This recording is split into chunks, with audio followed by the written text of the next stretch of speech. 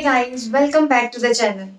आज का topic explain करने से पहले मैं आपको एक बात बता दूं कि जो आज का हमारा टॉपिक है, चाहे आप वो 11th-12th में है, चाहे आप ग्रेजुएशन में है या चाहे आप पोस्ट ग्रेजुएशन में, ये टॉपिक आपके साथ साथ चलेगा। So our today's topic is theory of demand, which is the most important topic of economics. So let's start. What is demand? Demand का मीनिंग एक्सप्लेन करने से पहले मैं आपको दो टर्म्स के बारे में बताऊंगी। First one Dzire, another one want. What is desire? Generally सब लोग बोलते हैं कि ये ऑलमोस्ट सेम से ही वर्ड्स हैं, बट ऐसा नहीं है। देखें, desire means just your wishful thinking, just your wishful thinking. Suppose आप कोई चीज परचेज करना चाहते हैं but you don't have sufficient money. आप कोई चीज परचेज करना चाहते हैं बट आपके पास सफिशिएंट मनी नहीं है, तो वो आपकी क्या बन के रह जाती है? Just your desire. ठीक है। नेक्स्ट आता है वांट। वांट मीन्स कि आप वो कमोडिटी परचेज करना चाहते हैं, आपके पास सफिशिएंट मनी भी है, बट यहाँ पे बात किसकी आ जाती है? प्रायोरिटीज की। प्रायोरिटीज। फॉर एग्जाम्पल, यहां पे हम बात कर रहे थे कि आपको एक बाइक परचेज करनी है, got it.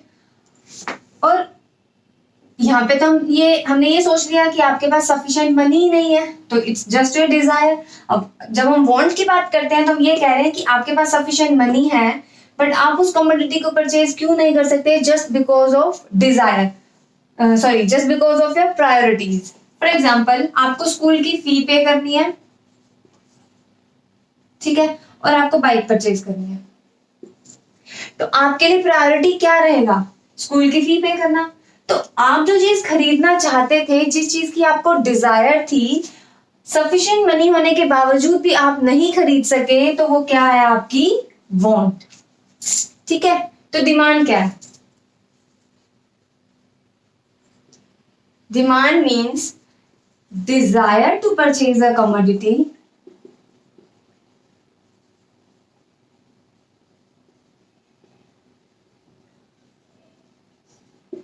with sufficient resources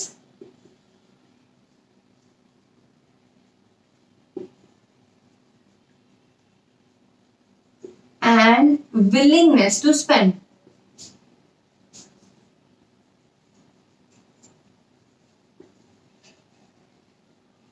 देखो, डिजायर, जब हम कोई चीज खरीदना चाहते हैं, with sufficient resources. Sufficient resources का मतलब यहाँ पे क्या है? मनी। कि आपके पास उस कमोडिटी को खरीदने के लिए सफिशिएंट रिसोर्सेज, मनी भी है, और मोस्ट इंपॉर्टेंटली कि आप उस रिसोर्सेज को, उस मनी को उस कमोडिटी के ऊपर स्पेंड करने के लिए विलिंग भी है। विलिंग टू स्पेंड, ठीक है, या विलिंग टू परचेज। क्या जो आप उस कमोडिटी को खरीदने के लिए वो पैसे, वो रिसोर्सेज उस कमोडिटी के ऊपर खर्च करने के लिए रेडी हैं। तो जब ये तीनों चीजें मिल जाती है तो वो क्या बन जाती है? Demand. It's a general meaning of demand. तो डिमांड क्या है? Desire to purchase a commodity with sufficient resources and willingness to spend. Got my point? अभी हमने देखा कि डिजायर, वांट एंड डिमांड तीनों ही अलग अलग टर्म्स हैं, ठीक है। अब हम डिमांड को एक अलग मीनिंग से देखते हैं। जनरली बच्चे क्या करते हैं, जहां पे डिमांड लिखना होता है वहां पे क्वांटिटी डिमांडेड लिख देते हैं, जहां क्वांटिटी डिमांडेड लिखना होता है वहां डिमांड लिख देते हैं। Both terms are different. वो कैसे डिफरेंट है वो हम देखते हैं। तो what is demand? Demand refers to the different possible quantities of a commodity that the consumer is ready to buy at different possible price of the commodity. What it mean? Demand क्या है? जब एक consumer different possible price पे किसी commodity के different quantity purchase करने के लिए रेडी हो जाता है, उसे डिमांड बोला जाता है। Got it? But quantity demand क्या है? कि स्पेसिफिक प्राइस पे कंज्यूमर कितनी स्पेसिफिक क्वांटिटी परचेज करता है, उसे बोला जाता है क्वांटिटी डिमांडेड। समझ आया? देखिए, जब किसी कमोडिटी का प्राइस था 4, तो मैं उसके 1 यूनिट परचेज कर रही थी, ठीक है। हम मानते हैं क्वांटिटी कोई कमोडिटी एक्स है, ठीक है। जब उसका प्राइस 4 था तो मैं उसका 1 यूनिट परचेज करी थी। जब उसका प्राइस 3 हो गया तो मैंने उसके 2 यूनिट परचेज करने स्टार्ट कर दिए। जब उसका प्राइस 2 हो गया तो मैं उसके 3 यूनिट परचेज कर रही हूँ। अगर हम इस स्पेसिफिक की बात करें कि जब प्राइस 4 था तो मैं 1 यूनिट परचेज करती थी, तो इसको क्या बोला जाएगा, क्वांटिटी डिमांडेड, ठीक है। बट जब मैं इसको हम एक शेड्यूल में बना लेते हैं, ठीक है। बट जब मैं इन सबको देखती हूँ कि अलग अलग डिफरेंट प्राइस पे जब कंज्यूमर अलग अलग क्वांटिटी परचेज करने के लिए रेडी हो जाता है तो उसे डिमांड बोला जाता है। और क्वांटिटी डिमांड क्या है, स्पेसिफिक प्राइस पे कितनी स्पेसिफिक क्वांटिटी वो परचेज कर रहा है। मतलब अगर 2 रुपए प्राइस है तो वो 3 यूनिट खरीद रहा है, और अगर 3 रुपए प्राइस है तो वो 2 यूनिट खरीद रहा है। जब हम स्पेसिफिक प्राइस पे स्पेसिफिक क्वांटिटी की बात करते हैं उसे क्वांटिटी डिमांडेड बोला जाता है, ठीक है। बट जब अलग अलग प्राइस पे अलग अलग क्वांटिटी वो परचेज करता है, इसको क्या बोला जाता है, demand. Got it? So our next topic is demand schedule. Demand schedule means tabular presentation of price and quantity demanded. जब हम प्राइस और क्वांटिटी डिमांडेड को एक टेबल की फॉर्म में प्रेजेंट करते हैं तो उसे क्या बोला जाता है, डिमांड शेड्यूल। डिमांड शेड्यूल 2 तरह का होता है, individual demand schedule and market demand schedule. Individual demand schedule क्या है, जब हम एक सिंगल बायर की बात करते हैं, इंडिविजुअल बायर की बात करते हैं कि उस बायर ने किसी पर्टिकुलर कमोडिटी की पर्टिकुलर प्राइस पे कितने यूनिट्स खरीदे, वो क्या है, इंडिविजुअल डिमांड। और जब हम सभी बायर्स की बात करते हैं, ठीक है, मार्केट के अंदर जितने भी बायर हैं अगर हम उनकी सबकी डिमांड को ऐड कर देंगे तो वो क्या बन जाएगी, मार्केट डिमांड, ठीक है। तो इंडिविजुअल डिमांड देखते हैं पहले कि प्राइस और डिमांड में कैसा रिलेशन है, इनवर्स रिलेशन। 1 मार्क में जो सबसे ज्यादा इंपॉर्टेंट क्वेश्चन है इस चैप्टर का, दैट इज कि प्राइस और डिमांड में कैसा रिलेशन है, इनवर्स रिलेशन, नेगेटिव रिलेशन, ठीक है। ध्यान रखिएगा, मोस्ट इंपॉर्टेंट 1 मार्क क्वेश्चन है। प्राइस और डिमांड में कैसा रिलेशन है, inverse relation. As price rises demand start declining, ठीक है। कि जैसे जैसे किसी कमोडिटी का प्राइस बढ़ता जाएगा डिमांड क्या होती जाएगी, कम होती जाएगी।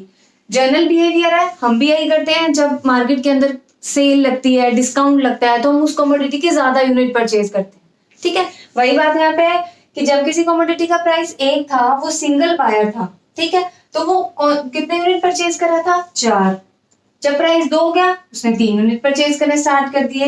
जैसे जैसे प्राइस बढ़ता गया वैसे वैसे डिमांड क्या होती गई, कम होती गई। और जैसे ही उस कमोडिटी का प्राइस 4 हो गया उसने यूनिट्स कितने कम कर दिए, 1 यूनिट पे आ गया।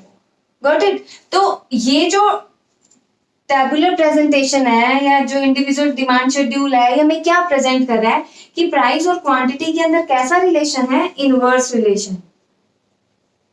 कि जैसे जैसे प्राइस बढ़ता जा रहा है डिमांड क्या होती जा रही है, कम होती जा रही है। वहीं अगर हम मार्केट डिमांड शेड्यूल की बात करें, सेम मीनिंग कि जब हम एक टेबुलर प्रेजेंटेशन में प्राइस और क्वांटिटी डिमांडेड को प्रेजेंट करते हैं तो वो क्या कहलाती है, market demand schedule. But difference क्या है कि इसके अंदर इंडिविजुअल डिमांड के अंदर हम सिर्फ सिंगल बायर को कंसीडर करते हैं और इसके अंदर हम सभी बायर्स को कंसीडर करते हैं। यहाँ पे मैं 2 बायर को लेके चल रही हूँ, consumer A and consumer B. जब रिलेशन वही रहेगा, चाहे मैं जितने मर्जी बायर कंसीडर कर लूं तो रिलेशन वही रहेगा कि जैसे जैसे प्राइस बढ़ता जाएगा वैसे वैसे डिमांड क्या होती जाएगी, कम होती जाएगी। तो जब किसी कमोडिटी का प्राइस 1 था, कंज्यूमर ए उसके 4 यूनिट परचेज कर रहा था, पर जो कंज्यूमर बी है उसके 5 यूनिट परचेज कर रहा था। दोनों की अलग अलग नीड्स हो सकती हैं।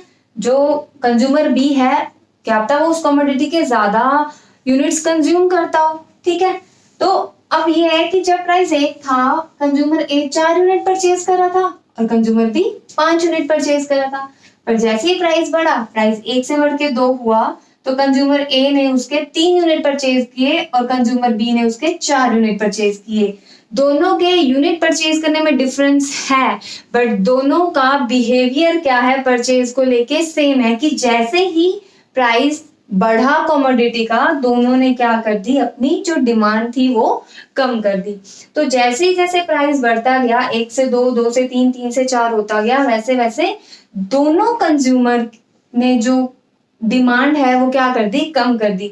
इसने 4 यूनिट, फिर 3, फिर 2, फिर 1, और इसने भी क्या किया, पहले 5 लिए, जैसे प्राइस बढ़ा 2 हुआ, इसने 4 यूनिट कर दिए, 3 पे 3 यूनिट परचेज किए, और जब प्राइस 4 हो गया तो इसने 2 यूनिट्स परचेज की। तो जब हम इन दोनों की डिमांड को ऐड कर देंगे तो वो क्या कहलाएगी, मार्केट डिमांड। ठीक है, जब प्राइस 1 था तो मार्केट के अंदर टोटल डिमांड कितनी थी, 9 यूनिट्स की, क्योंकि 4 इसने परचेज किए और 5 इसने किए। जब प्राइस 2 हो गया तो 7 यूनिट की डिमांड थी, क्योंकि 3 ए ने परचेज किए और 4 यूनिट बी ने परचेज की। जब प्राइस बढ़ गया वैसे ही टोटल डिमांड भी क्या हो गई, कम हो गई। जैसे जैसे प्राइस बढ़ता गया वैसे वैसे जो मार्केट डिमांड थी वो भी क्या होती गई, कम। पहले 9 यूनिट परचेज होते थे, धीरे धीरे धीरे धीरे कम हो गए, वो कितने रह गए, 3, क्योंकि इसने 1 यूनिट परचेज किया और इसने 2 यूनिट परचेज किया। तो ये था हमारा demand schedule, individual demand schedule and market demand schedule. So the next is demand curve. Graphical presentation of demand schedule is called demand curve. जब हम डिमांड शेड्यूल को, जो भी हमने किया, डिमांड शेड्यूल को ग्राफिकली ग्राफ की फॉर्म में प्रेजेंट करते हैं, उसे क्या बोला जाता है, डिमांड कर्व। देखिए कैसे, अगर अभी आपको याद हो तो मैंने डिमांड शेड्यूल में आपको एक टेबल बनवाया था, जिसके अंदर क्या था, जब किसी कमोडिटी का प्राइस 1 था तो वो 2 यूनिट खरीद रहा था, जब प्राइस 2 हो गया तो उसने 1 यूनिट खरीदा।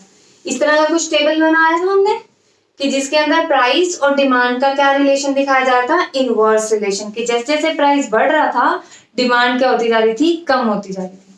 तो उसी तरह से उसी डिमांड शेड्यूल को हम ग्राफिकली प्रेजेंट करेंगे। कैसे, देखिए ये मैंने एक ग्राफ बनाया है, जिसके अंदर सबसे इंपॉर्टेंट और बेसिक चीज क्या है, अगर आप वो चीज नहीं करेंगे तो आपके जो बोर्ड के मार्क्स हैं वो डेफिनेटली कटेंगे। ठीक है, तो आपको सबसे इंपॉर्टेंट चीज जो है वो क्या करनी है, 0, X axis and Y axis, ये मेंशन करना बहुत जरूरी है। ठीक है, आप क्वांटिटी लिख रहे हो जिसको हम यूनिट्स में मेजर कर रहे हैं, आप प्राइस लिख रहे हो एक्स कमोडिटी का जिसको हम रुपी में मेजर कर रहे हैं। ठीक है, X axis, Y axis plus these arrows.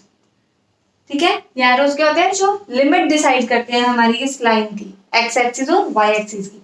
तो आपको ये मेंशन करना बहुत जरूरी है। Got it. तो नेक्स्ट है कि अभी हमने एक टेबल देखा था जिसमें जब कमोडिटी का प्राइस 1 था वो कितने यूनिट परचेज कर रहा था, 4। जब उस कमोडिटी का प्राइस 2 हो गया तो उसने कितने यूनिट परचेज किए, 3। तो यहाँ डॉट लगा दूं। नेक्स्ट, अगर कमोडिटी का प्राइस 3 हो गया था तो उसने 2 यूनिट परचेज किए, तो डॉट यहाँ आ जाएगा। प्राइस 4 हो गया तो उसने 1 यूनिट परचेज किया। ठीक है, तो अब मैं इन सभी डॉट्स को अगर मिला दूं, थोड़ी टेढ़ी लाइन हो गई, तो ये जो हमें कर्व मिली है इसको क्या बोला जाता है, डिमांड कर्व, जिसका स्लोप क्या है, downward. Slope downward from left to right. जैसे मैंने अभी आपको बताया था कि 1 मार्क के अंदर ये क्वेश्चन इंपॉर्टेंट है कि डिमांड और प्राइस का कैसा रिलेशन है, जिसका आंसर था इनवर्स रिलेशन। उसी तरह से एक और इम्पॉर्टेंट क्वेश्चन है जो 1 मार्क में है कि जो डिमांड कर्व है, ये जो डिमांड कर्व है हमारी, इसका स्लोप क्या होता है, downward from left to right. Got it. So this is individual demand curve, जिसके अंदर हमने सिर्फ और सिर्फ सिंगल बायर की डिमांड को क्या किया, कंसीडर किया। ठीक है, नेक्स्ट अगर हम देखें हमारी है मार्केट डिमांड कर्व, उसके अंदर हमने क्या किया था, जो कंज्यूमर ए था उसकी डिमांड देखी, कंज्यूमर बी था उसकी डिमांड देखी, फिर दोनों की डिमांड को प्लस करके हमने क्या देखी थी, मार्केट डिमांड। ठीक है, तो वही हम यहाँ पे अब दोबारा से करेंगे। सेम ग्राफ इसके अंदर भी बनाना है, जिससे हमें क्या मिलेगी, एक डिमांड कर्व मिलेगी इसी तरह से, और इसके अंदर भी हमें एक डिमांड कर्व मिलेगी।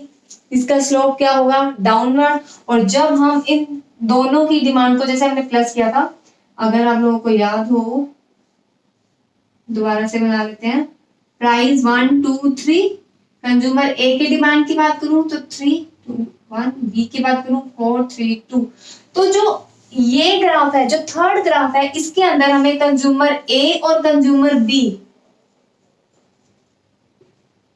दोनों की डिमांड को प्लस करके जो हमारा यहाँ पे आएगा ए प्लस बी, ये वाला पॉइंट प्लॉट करना है। 3 + 4 7, 2 + 3 5, 1 + 2 3।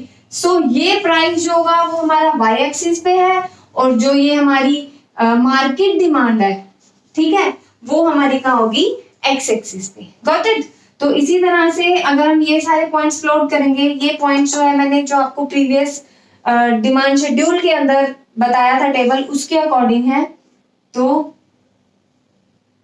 तब हमें ये थोड़ी सी फ्लैट, मतलब comparative to individual demand curve के हमें थोड़ी सी कम फ्लैट डिमांड कर्व मिलेगी, बट इसका स्लोप भी क्या होगा, डाउनवर्ड, जिस फ्रॉम लेफ्ट टू राइट।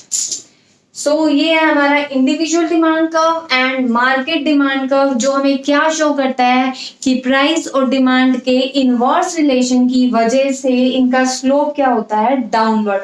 चाहे वो इंडिविजुअल डिमांड कर्व हो, चाहे वो मार्केट डिमांड कर्व हो, दोनों के अंदर जो डिमांड का स्लोप है वो क्या रहेगा, downward from left to right. Thank you for watching. अगर आपको वीडियो पसंद आया then don't forget to like, subscribe and share. Thank you so much.